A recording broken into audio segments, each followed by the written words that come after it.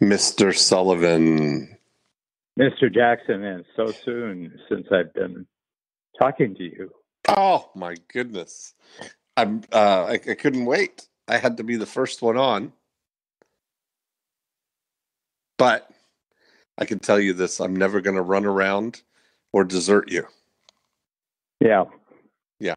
That was one little thing that I wanted to check out, whether you were going to do that or not. Right. Oh boy. Are you you're back in Toronto? Yep. We got back on Friday and getting ready for my biggest ever 10-time start tomorrow morning. Very nice. We have 70 coming in from around 5 different countries. That's so to great. Toronto. And we have a party tonight at the Ritz-Carlton, and we will launch them in our new program from the standpoint that everything starts with who, not how. And nice. Every concept that they get will be explained in terms of who, not how. Mm-hmm. So I think that's a pretty cool thing to be doing in my 45th year of coaching. I think that's pretty amazing. And I think that the, just that foundation that everything else builds on that is really, that's pretty cool. Mm-hmm. Mm-hmm. And it's very entrepreneurial. I did a Zoom call interview with Chip Mock, who gave the excellent presentation at the Game Changer. Mm-hmm. And I had a whole half hour with him. And I took him through step by step how he did what he did. And it's really great to see how his imagination just keeps finding new people to cooperate with and to collaborate with, where other people are doing the how, and he's lining it up for them. That's so great. This concept that we explored this week in the workshops, I'm really enjoying coming and actually doing the back-to-back workshops, doing my 10 times workshop the day before Game Changer. It's really like a nice full immersion couple of days. And this one was a particularly eventful for me. This was really like a couple of breakthrough concepts there. And because it was very interesting that we introduced this concept of who'd up hours, which was something great that you presented, in that idea of now getting towards making that sort of a focus of finding the right who to replace you in the day-to-day operations of your business, to the point that you free up 1,000 hours. So you've got 1,000 who'd up hours. And I like that vocabulary of this. And in doing it, what I realized is, because it's been such a focus of mine over the last several years, that I was already at a situation where I've who'd up all the whoable things out of my my base business, as you call it. And I like that term too. That's an interesting way to think about it. My base business that drives the revenue is self-managing and requires of me 417 hours is what it comes down to. That is required by me, where I'm the how, right? I'm the who in this, and can only be the who in the current model of that. And that's 417 per year, right? 417 hours a year is what it takes, including that's what drives all of that is my doing the podcast, doing my Breakthrough Blueprint events, doing the member calls for my email mastery program and my Go Agent program. All of those things for the base business run into 417 hours. So I already have the 1,000 available hours, but the idea, I hadn't thought about it to that depth of thinking about it as currency in a way, right? Like units that are investable, and thinking about them in that way. That my role now is to, I've been thinking and framing my thinking around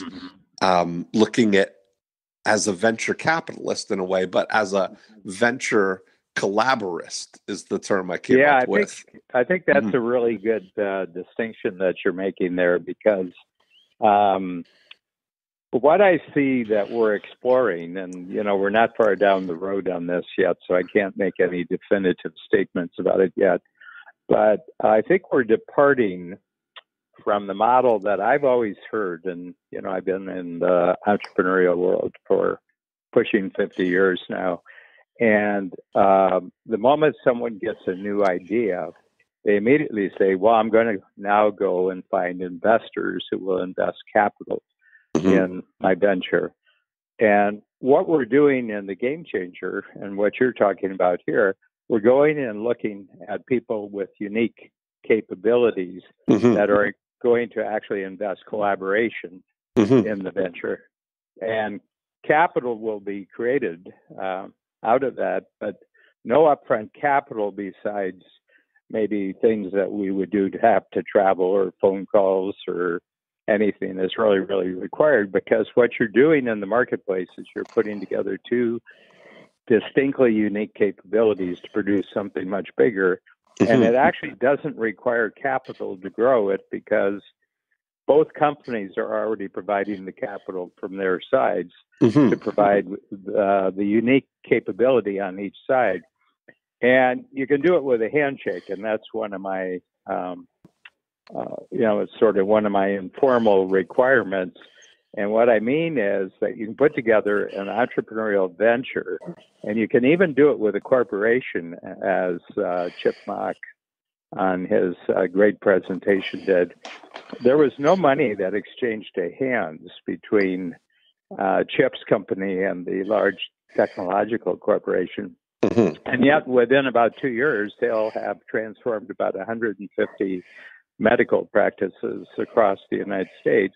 And each of them only has to provide what they're already providing. That's exactly right.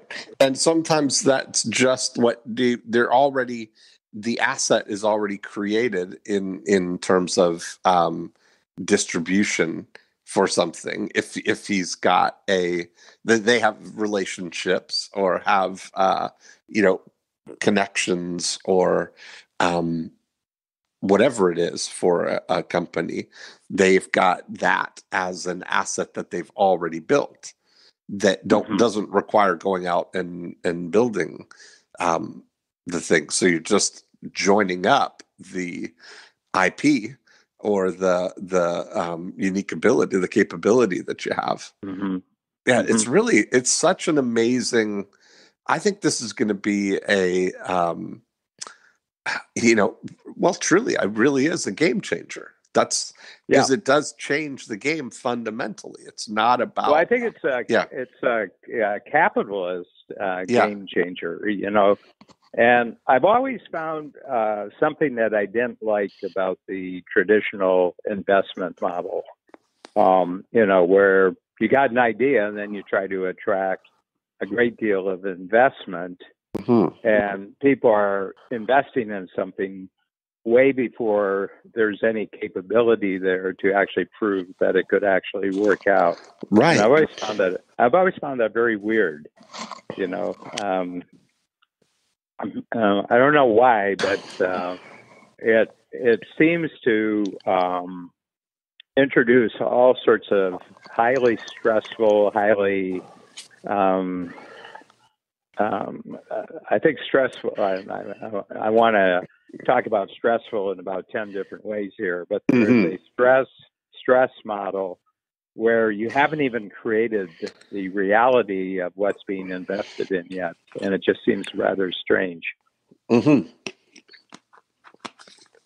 I get it, and that's because then there's that pressure then to, that you're spending money rather than making money initially, and you don't know. But it's just so I look at, particularly with my unique skill set and my unique sort of organizational capabilities, as a term we've been using, that bringing those things to somebody, it's not capital intensive, because I've got a model that I can overlay on an existing business and create a result with very little capital. Yeah. So I'm super excited about that. And what I realized in the thing was that 1,000 hours is a lot of time. When I really, when I look at that, that's twice. So that's twice what I'm spending right now in my base business. So I'm introducing this in the very first workshop tomorrow. So I have 70 just starting with Coach. They've never had any experience with Coach, and we've been sort of loosening them up over the last 3 months, because I sent one of my quarterly books out every quarter. Yeah. Every month. Every week for 13 weeks, we send one of the books out. So tonight, when I get to the party, what you'll discover is they've all latched onto something that they're fascinated about. One of the books will have provided an idea that they're interested in. Yeah. And then they'll get to know each other in the way that alcohol can introduce people to each other. Oh, that's funny. Real multiplier. $1 spent on alcohol always produces 10 times value within about a 2-hour period. Yeah. Oh, that's so funny. And then it's a point of diminishing return.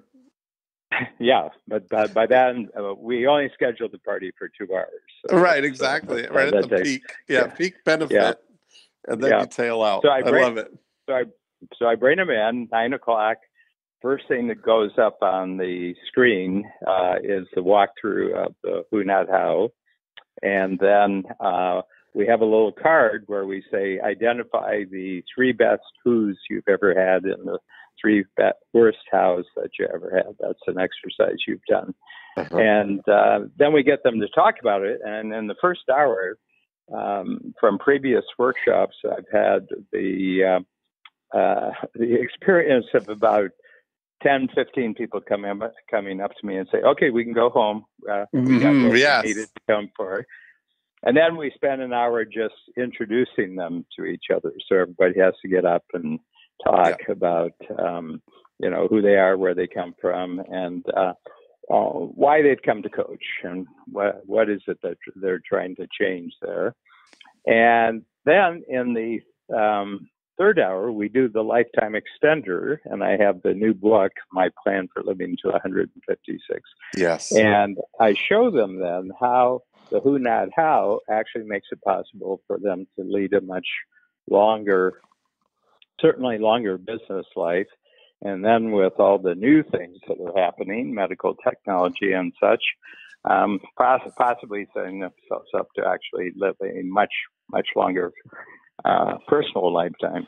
Yes. So that's the morning. And then we come back in the early afternoon, and I say, now, you're going to have to become far, far more exacting about what it is that you expect of people. And we're going to show them the 4x4, that as a tool that they can use to set up their collaborations, both inside and outside their company. But then I'm going to do what I did to the Game Changers. I have a new 10 times ambition 4x4. So this for everybody in the room. I'm saying this is who you have to be when you're in the workshop, and I take them through that. And then we're doing 1,000 Who'd Up hours. Yes, Yeah. I like that. I mean, that to me, that's an interesting thing. When I look back, like on, progress, not perfection. I look at the thing that's really been the peak. That's been the peak sort of one of them accomplishments that I've been able to, results I've been able to create over the last, 5 or 6 years of really thinking this way of, well, my thought was thinking about myself as the cow, that whole, thinking, this whole, the base thought of thinking about who, not how. And so being able to get to the point where really the 417 hours that I've gotten it down to are truly cow hours, that are doing the milk things that only I can do, and surrounded with everything else. So to have that, because a lot of people, most entrepreneurs, that it would take them, that's got to be some amount of time invested in freeing up that 1,000 hours first. Mm-hmm. So I feel like that was like, base camp 1 is getting to that where now I've got it. And I feel like such a sense of abundance, and there's certainly that time wealth to capital that I have to invest. I'm fully funded already in that with an abundance of time and all the IP and all the knowledge and unique ability and capabilities that I bring to this point to now not only invest the time, but invest the unique ability and the capabilities into something as a really valuable collaborative partner. Yeah. So I've got a question for you, actually 2 questions for you. First of all, clocking in at 415 hours of actual work in a year barely qualifies you as a legitimate American. Right. Right. I mean, it would probably invite all kind of investigation on part of some regulatory body to see if you're actually a legitimate American. But if we say that, generally speaking, people probably put in about 2,000 hours, where you're 417, most people are putting in 2,000 hours. Yes, right. So that's about a 1,600 hour difference. And do you now look differently at that 1,600 hours? I mean, your big discovery on Tuesday when we did the workshop is that you had already done the shifting of time. Now the question is, are there new freedoms too that have appeared in your mind? Yes. Once you got clear that you've actually done this. Yes, that's the thing. Yeah, I've gotten freedom That's from. That's the second question. One is, out of the fact that you've already freed up from, then do you have new freed up to purposes? Yeah, that's exactly it. Then now I have this mindset of looking at it as 1,000 hours of investable capital.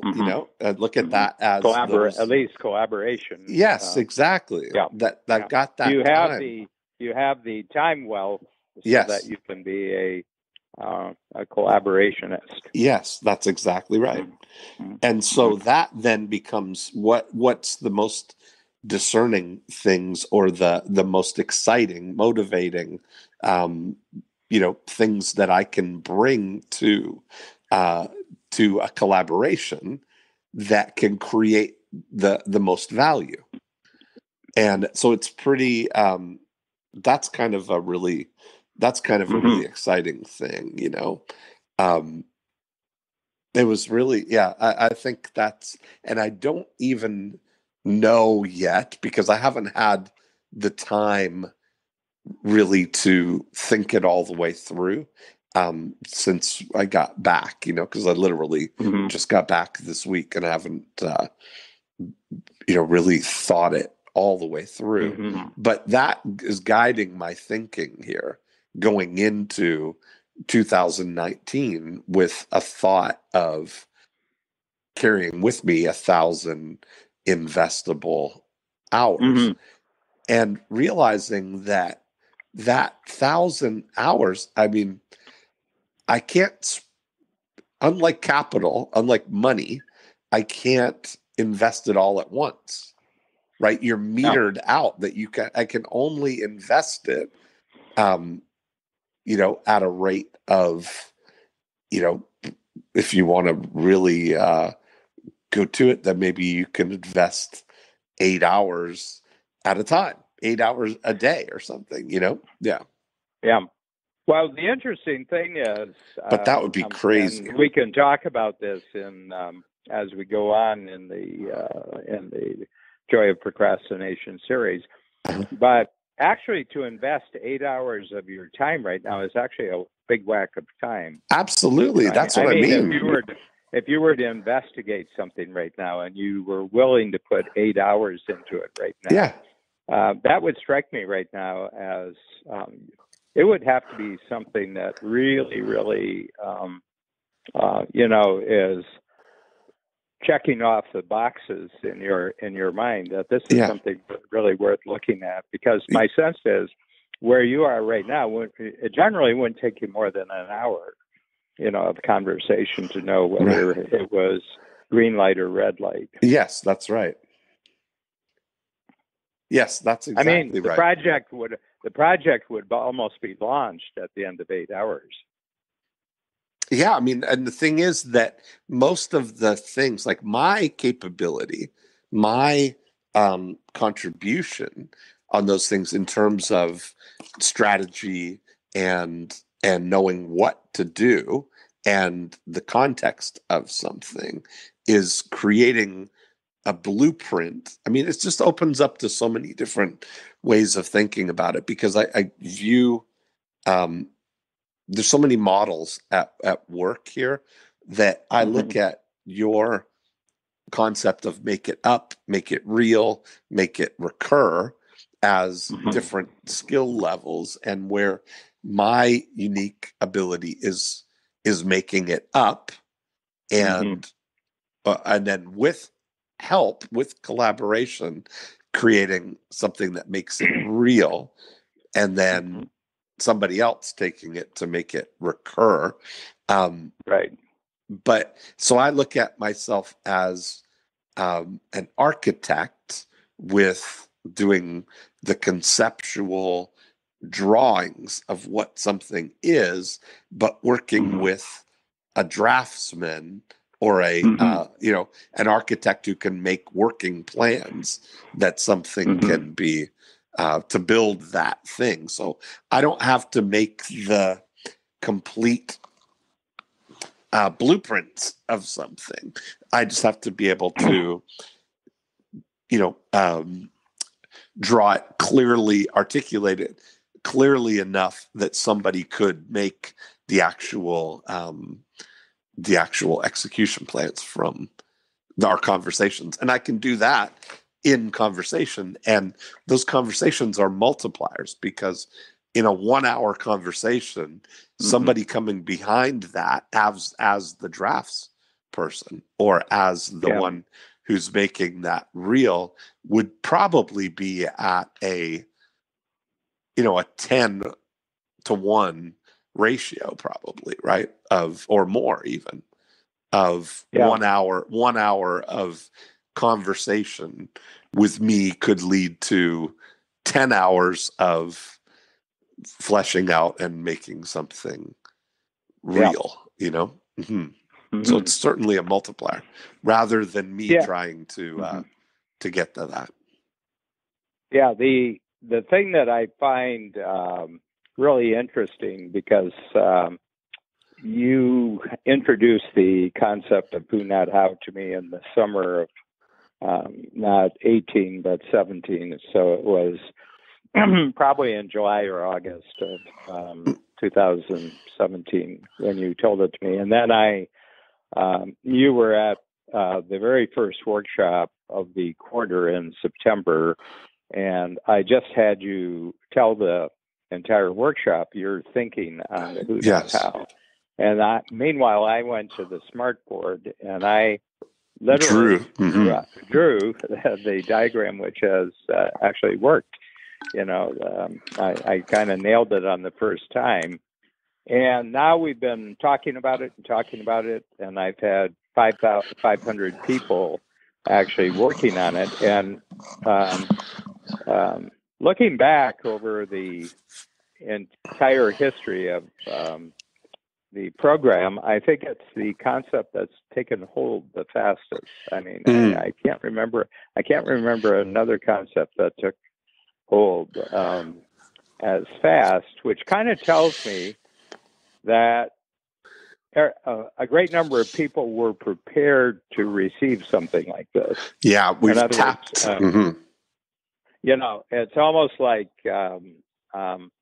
that they were looking for something, and this just kind of hit the spot, that telling them that the way forward wasn't getting better at the house that they were doing. As a matter of fact, to stop doing the house that they're doing, and just get really, really good at identifying who's. Mm-hmm. And if you look at that, that's the reason that it resonates so well is it's really been the result of observation. That I've really observed that in people. That was where the original thought of the self-milking cow, the idea that I see among people, because I would share ideas with people. I'd share, like, this is exactly how you do it. Look what I figured out here. And sharing them the exactly how, but then getting frustrated with their frustration at not actually being able to execute it, right? And I realized in that moment that the thing that frustrates them, all entrepreneurs that reach that frustration level, are that they're trying to be self-milking cows. They're trying to make the milk, come up with the idea, have what you would call bigger, better vision of what they actually want, but then trying to milk themselves and pasteurize it and process it and package it and take it to market and make the yogurt and the cheese and the derivatives, when all they really want to do is roam the fields and make the milk and then get milked. Yeah. They want to just be cows. And so when I've been having that concept for, probably 5 years now. Yeah, I can remember when you introduced it. Yeah. And so that every time I say that to people, when especially if it's them, they recognize it in themselves. And it's just this crystal clear articulation of where they really are. And so, over that 5 years, it's been about recognizing that it's, the who and not the how. The how is where all the frustration stuff is. And if they just have the right who, that all of that freedom comes from there, So I have another question for you, because I'm reflecting back on 45 years of coaching experience. So I'm next year I'll be 45 years, 30th year with the Strategic Coach Workshop, but 45 years of coaching. Yeah. And the question I have for you is, what has to be true about a person's mindset? Okay, because first of all, I was guilty in my lifetime of doing massive amounts of how I can remember Yeah. whole weekends, working nights, just by myself, completing assignments that were the main assignment that made me the money. Yeah. Okay. Yeah. Not working to set other people up, to do the work, but actually me actually doing the work. And what I'm looking for here, because I'm trying to get further and further and back in the evolution of, and my feeling is that there's a mindset difference, that you're either open to this possibility or absolutely not. You would resist it and you say, no, I'm not going there. You get paid for being really, really great at doing something. You don't get, besides, I'm not good with other people anyway, and I don't want to go there. So that could be a part of that. But any thoughts on that? Because you can look back and see where you took the fork in the road that's brought you to where you are, which is totally who, not how. But you knew people who were right with you, and they took the other fork in the road. Yeah. And they're working really hard, or they're getting tired out from really working hard. Yeah. And they haven't really grown conceptually. They really haven't grown organizationally. Yeah. They haven't really grown from an innovation standpoint. So can you kind of take yourself back to where you were just before you hit on this?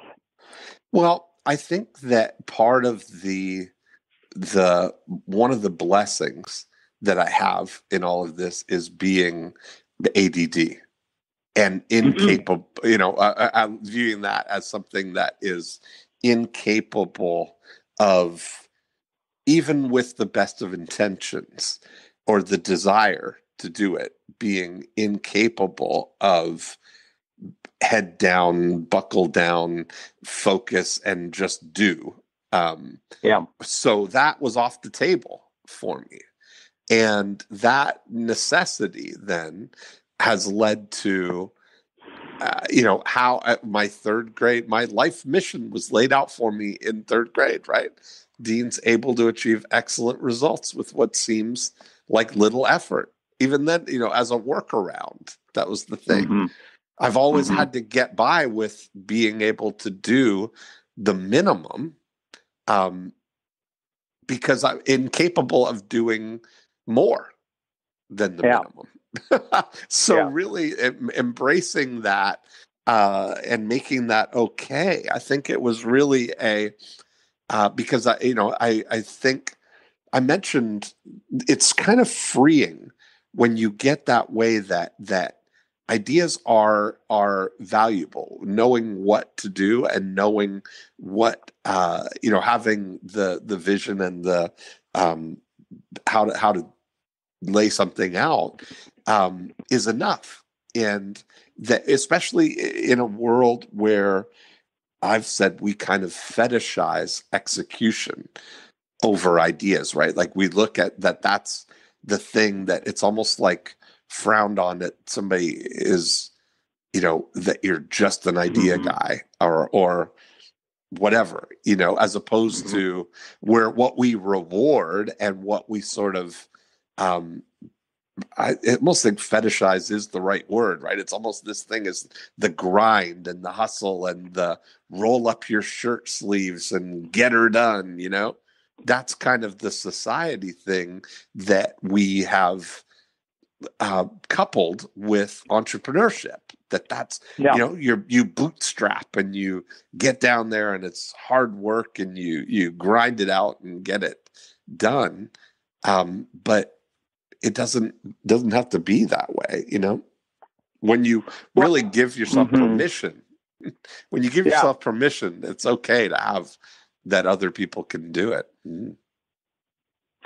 But it seems to me that there's also been a change in the world, that the power of ideas has increased exponentially during our working lifetime. Since our ability to tap into Yeah, our and ability to in tap other into words, execution. yeah, the idea that got me launched in 1974, I had the idea, but the idea was severely constrained by who I could tell the idea to, Right. And now I had enough that I could, I could make a living. Yes. And I had enough idea power, and the idea worked fast enough that I could get paid for it. But there wasn't a multiplier in it for a long time. And I'm just trying to think, what is the growth path of a person who totally chooses to go this road and then gets better and better and better at it, because you're fighting some big counter winds in society that tell you don't go there. I mean, don't do this. Yeah. So you're not actually creating anything valuable. People who actually do things create things are valuable. Right. So, but I think the ADD is really, because it would be equally true for me. Yeah. That would be true, is that both of us are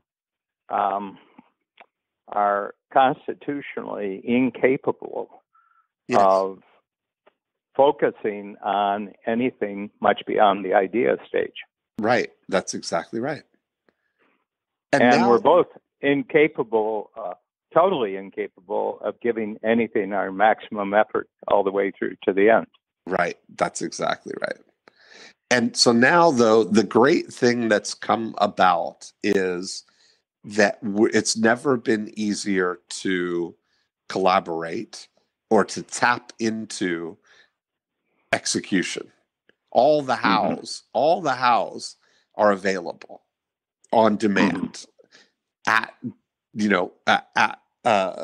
just in time for just the right amount, right? I mean, you're not having to over hire to have that capacity, to have that available. You can get just the right amount that you need when you need it. And being able to just kind of orchestrate those things. We've got this global orchestra of who's available to us at any time through our app. What's really come down to it, I've mentioned Kylie Jenner building a $1 billion company, but she has 7 employees, because they only do the idea. We want to do lip kits, and these are the colors and the names of the ones we want to do. And this is the packaging, ideas around this, but everything else is done by Who's. She's not worried about. Her base company has seven individuals. Right. Mm-hmm. That's it. But her collaboration company has hundreds. That's exactly right. Yes. Of people involved. Yeah. Yeah. That she, because a lot of times people think if they want to bring, let's just take somebody, if we break down what Kylie did, comparing it to at what a traditional entrepreneur would do, is they've got this idea that they want to do lip kits, but then they would go down to the level of, well, how do I make this stuff? And they would look up and find the ingredients, and then they would, order from individual suppliers all the ingredients that go into these lip balms, and then mix them up in the kitchen and put all the colors together, and then mock up the packaging, and they're doing all that house stuff to create it, rather than partnering with what Kylie does, a company that makes it and packages it and distributes it. So all she had to do is the what, The what and the why. Yes. And it's kind of,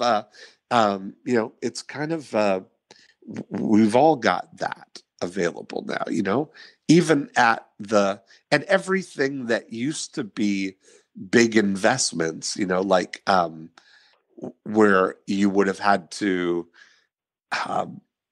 buy a big supply of something, or even books. I mean, when we look at what the first sort of, Who ready thing that I created was the 90-minute book company to help people write their books. Well, in the past, you would have had to, for most people, they have to print up 5,000 copies of a book to get a decent price on printing. Now with Create Space, you can get them one at a time for, $2.20 or whatever it is. Yeah. And so Yeah. the barriers to entry are very, very low. Yeah. Yeah. And it's kind of, I came across an article that I've been creating this big file of the difference between human intelligence and artificial intelligence, because it's, first of all, it's going to be a bigger and bigger discussion point in public as we go forward. But did you send me, by the way, Dan, did you send me a book about AI just recently? No. Okay, I just got home and it arrived in my mailbox. We got one too. I don't know who it was, but we couldn't identify who it was. So maybe somebody from Game Changer sent it. Okay. Okay, now I'm worried. Oh, why? Because have received packages. Check to see if there's not sarin in there in the cover or something.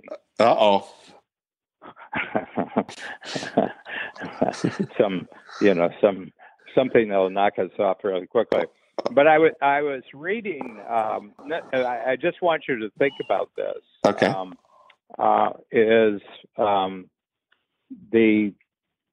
It's impossible for artificial intelligence to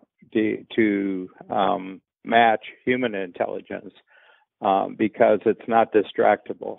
Right. It's not open to artificial intelligence people say, well, it has this incredible consistency. And I says, yeah. It's an incredible consistency is what prevents it from matching human intelligence, because we're not. Yeah, consistent. What really is lacking is the nuance of things. Right. Mm-hmm. Yeah, and I was reading an article. They say that the person who is least distracted, that they would do tests on people, the person who is least distracted, that is, they can go the longest period keeping their mind on a topic, where they're not shifting, and they do brain sensors so they can tell where the mind is shifted, and that is about 1 minute. It's about 1 minute. Wow. Humans can go about 1 minute. And you and I are probably somewhere in the neighborhood between 6 and 10 seconds. Every 6 or 10 seconds, we kind of shift the lens a little bit or a lot to look at something. But what they're saying is probably it's not a human ability to go much more than a minute without shifting channels in your brain and thinking about this or thinking about that. Mm-hmm. And they were saying that each time you shift, you aren't shifting that to something that already exists. You're shifting to something that you're creating in the act of shifting. Wow. And I've noticed that. And the people who do really well with that are the ones who think that's a capability. And the people who don't do well with that are the people who think that there's something wrong with them because they're doing that. Yeah. That's something. I mean, I've been really becoming aware of my attention and how our attention wants to be, and is, as a matter of fact. I don't think it's wants to be. It is 100% of the time engaged in something. We are perpetually and constantly focused on something. And what I've just been observing about myself is how that thing is usually the path of least resistance, is what our attention gets focused on, into and patterns, right? But it's constantly looking for something. I had an experiment, in my workshops this week. I've been experimenting with going without my oxygen tank, as we've been referring to it, of turning off the phone.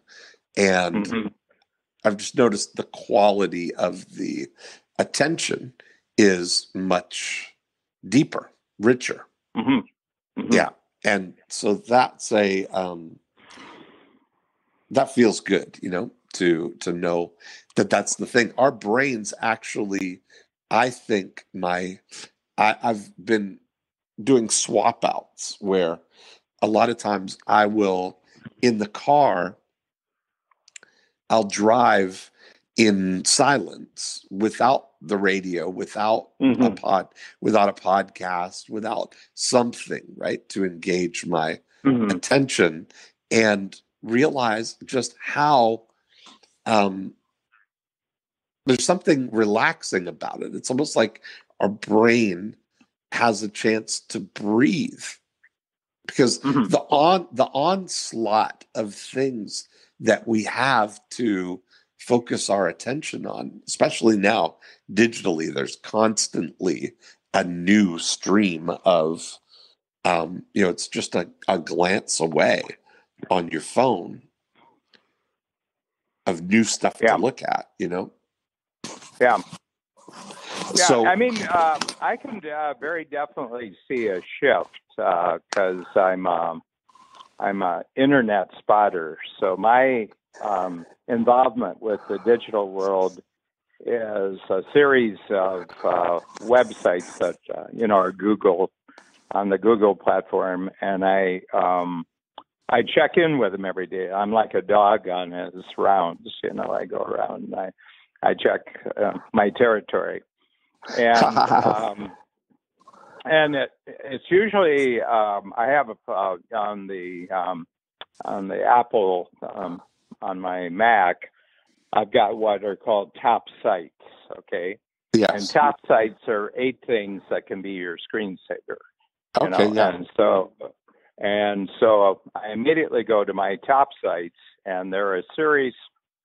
Each of them is updated continually throughout the 24 hours. For example, my big one is called Real Clear Politics. And it's an aggregation of the probably 50 most interesting articles that their editors so they're nothing but an aggregator platform, but they probably have dozens or hundreds of people who are looking at the New York Times or looking at the Wall Street Journal, and they're saying, well, here's 3 or 4 from the New York Times, here's 3 or 4, and they probably are searching maybe 100 different sources that have a record of producing really interesting, good articles.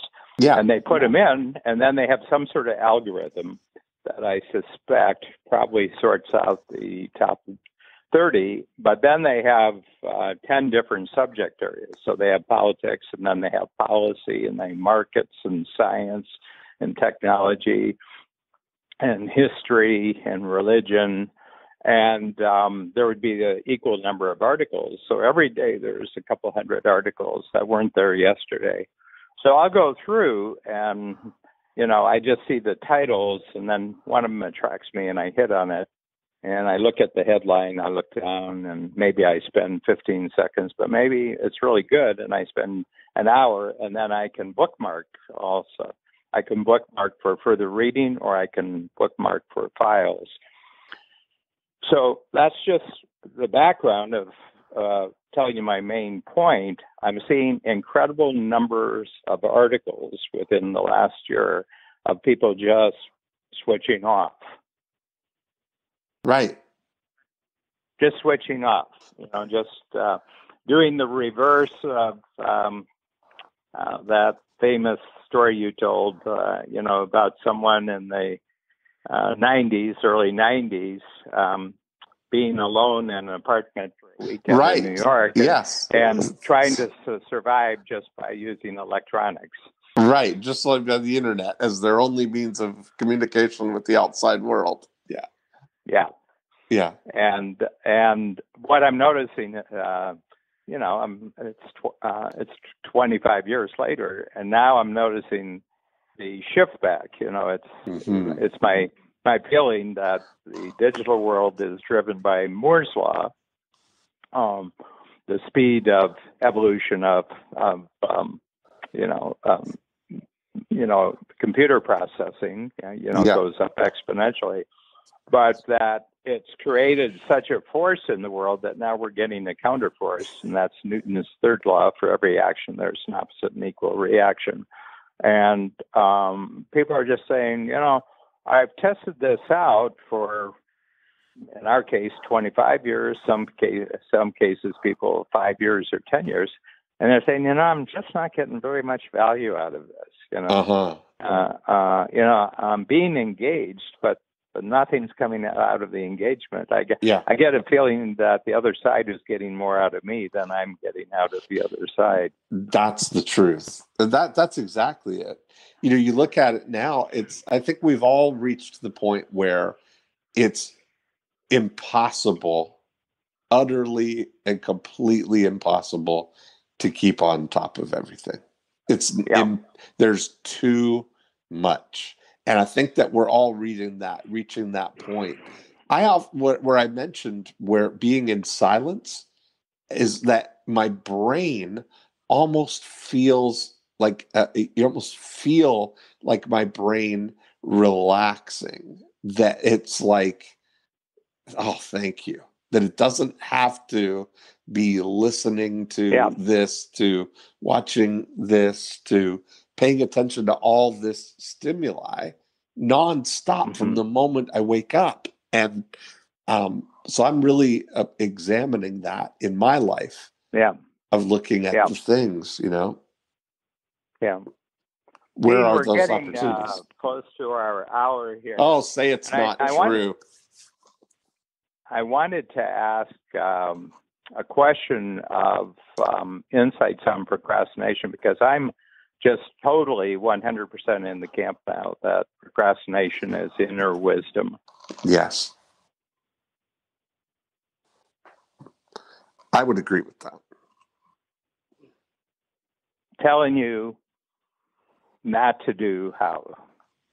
Yes, I agree. When we look at it that perspective, it's like, that really is. It's the thing where that's well said. I mean, it really is the thing, no, that's not for you. That's not for you. It's like whispering to us those things, right? No, that's not for you. You shouldn't. That's not for you. Yeah. Oh. And it's just I'm just finding almost this delight that I discovered this in my 70s.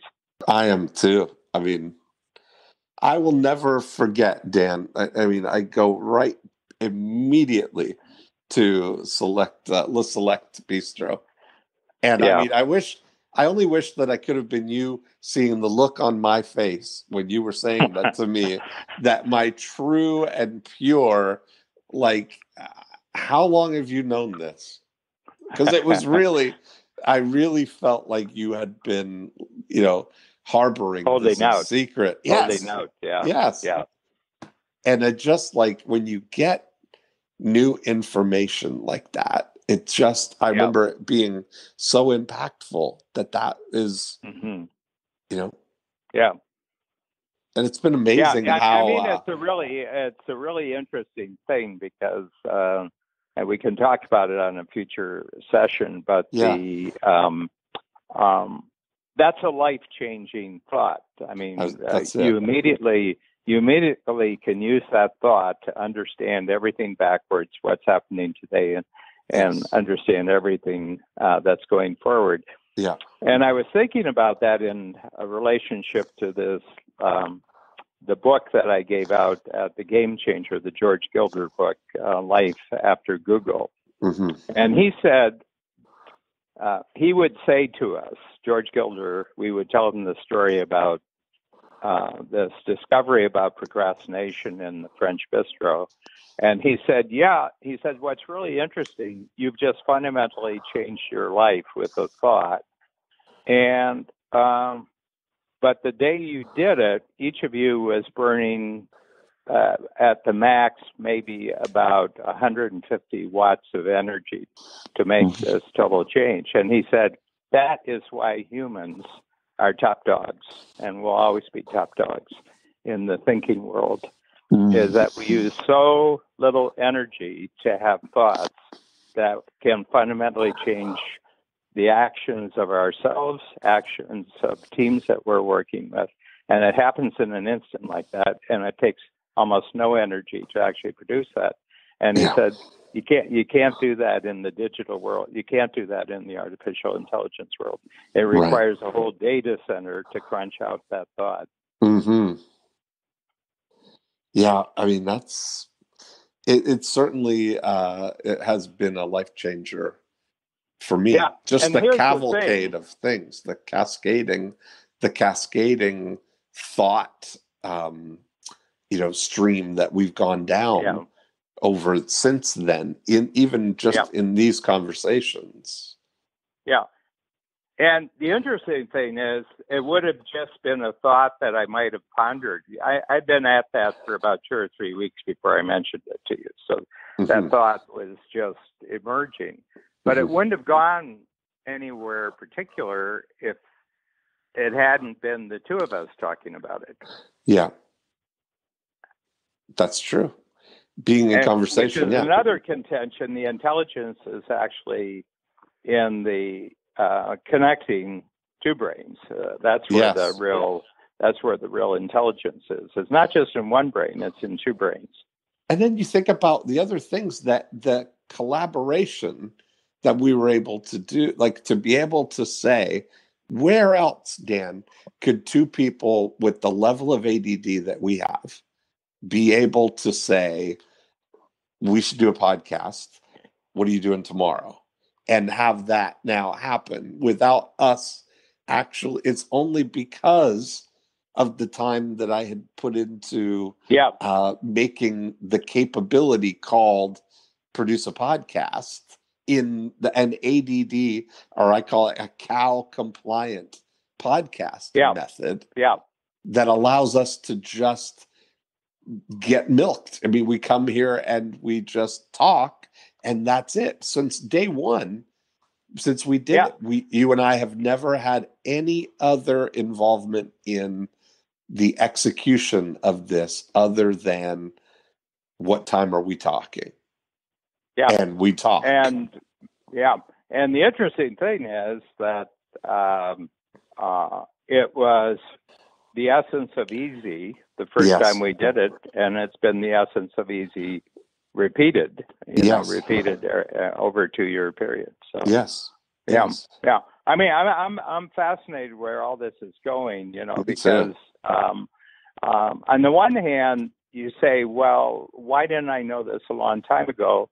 And I said, because you had to think a lot of other thoughts before you could get to this thought. And that's how I tell. I think that part of it is we didn't. You had to experiment. You had to experiment with a lot of other possibilities before you could get to this possibility.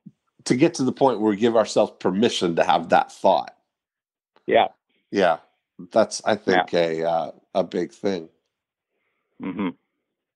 Well, Dan, I always enjoy these conversations. I love it. I can't tell you how they go so fast. Yep. And we'll be on a week from now, according to my schedule. Perfect. I love it. All right. I will be here. Thanks, Dan. Have a great week. Okay, bye. Bye.